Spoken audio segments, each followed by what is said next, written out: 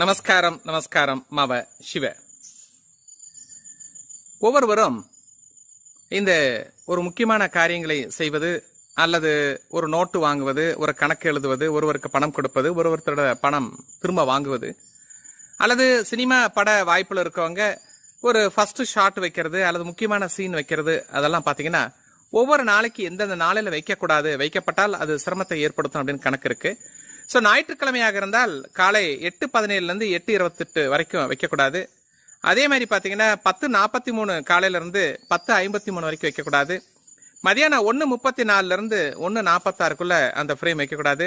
மாலை 5:43 5:53 வரைக்கும் எந்த விதமான புது ஃப்ரேம் வைக்கக்கூடாது. புது நோட்டு புத்தகம் வாங்கக்கூடாது. கடனை அடைக்கக்கூடாது. கடன் வாங்கக்கூடாது என்பது ஒரு கருத்து இருக்கு. ட்ரை பண்ணி பாருங்க.